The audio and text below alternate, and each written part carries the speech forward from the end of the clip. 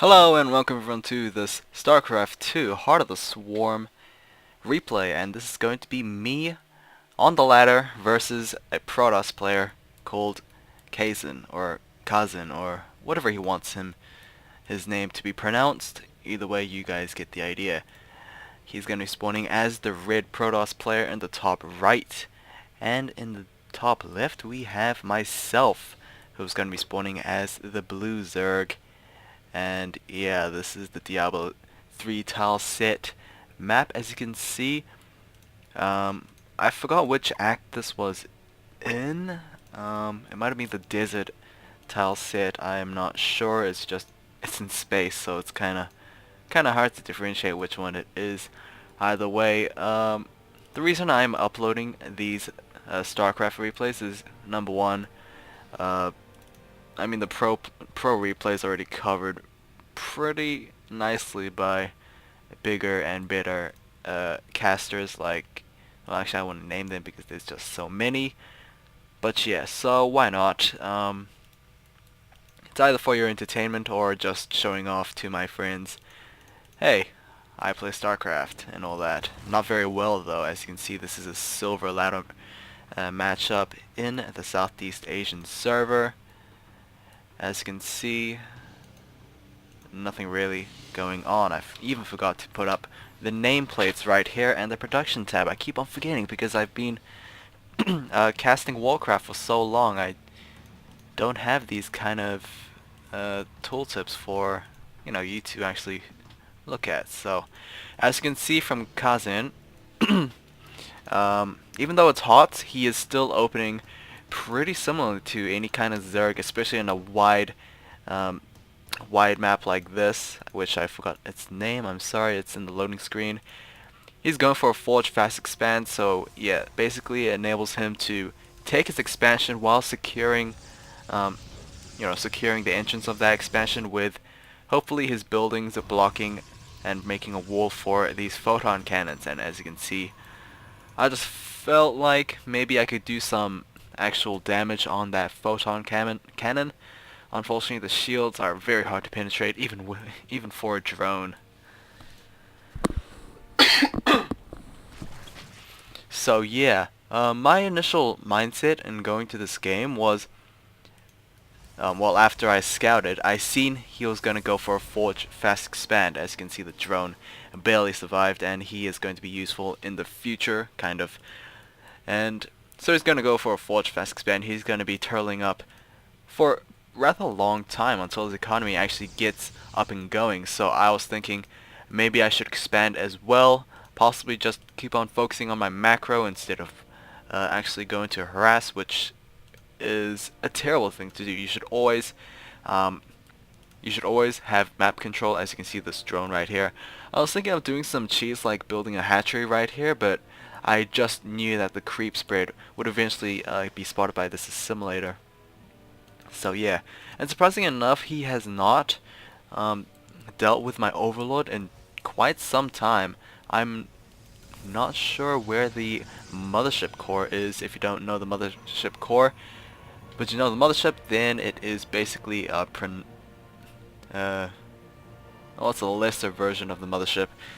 It can do damage against ground units, but I don't believe it can attack air. Yeah, it can only attack ground.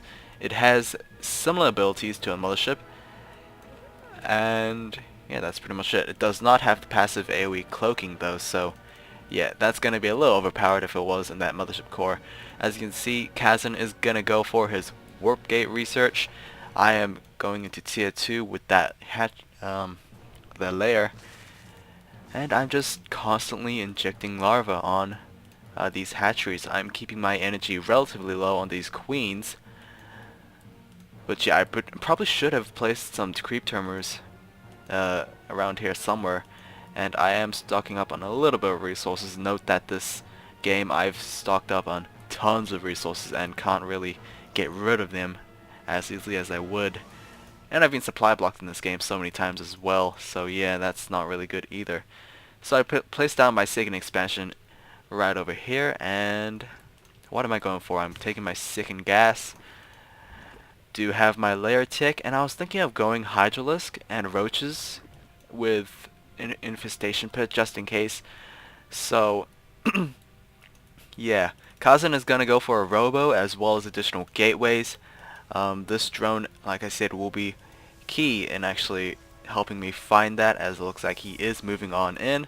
And I do spot robo facility as well as these gateways, so I know he's not gonna go for a Stargate kind of play. So he's wanting to go for that classic Protoss Death Ball.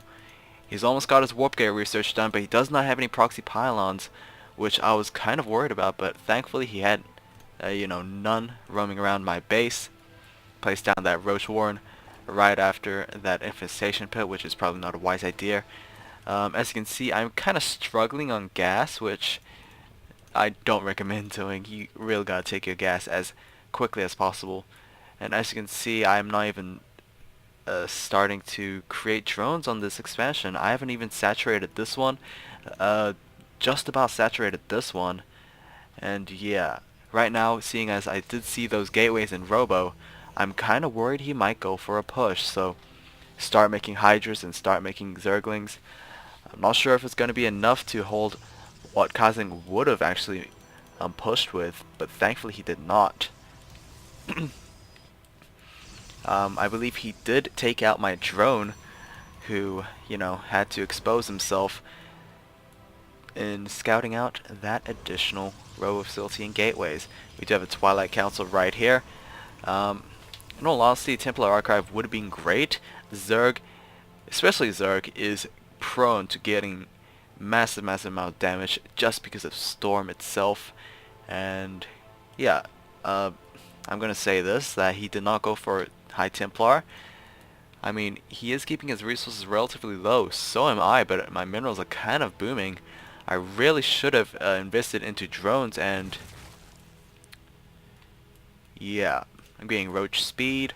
I believe I do not have metabolic boost. That is bad, as I do have a couple of Zerglings right here, and always got to get those upgrades. As you can see, he is about to get his 6th warp gate finished, and this is going to be a 6-gate robo facility type of play, which he is also getting upgrades. So far, who would be in a better position? Actually, I want to. Whoopsies, that was kind of irrelevant. Upgrades. Let's see the upgrades. We only have warp gate and +1 upgrades, unfortunately for him. Active forces. No, I wanted. What was it? Income. I want to see income. He does have more harvesters than me, but mineral-wise, it's kind of, even out.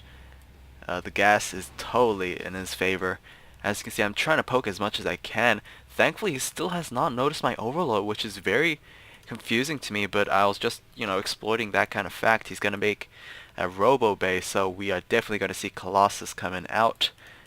What is the army tab? Wait, did they remove the army tab? I guess it's just active forces. Okay. So far, he's got the most invested army, just because he is a little bit over that supply. Compared to me, I'm just focusing on my macro. As you can see, my 3rd base is going to kick in very soon, and hopefully my income will, do reasonably well. Metabolic boost is about to be completed as well. +1 Carapace. Now, my reasoning behind this was I do have Zerglings, and I do have Roach Hydra. So to be, universally beneficial, I just got armor. And knowing that I'm versing Colossi, additional, I guess, damage reduction is not a bad thing. So yeah, that was my opinion on that. Hopefully, it sounds right. If it's not, then oh well.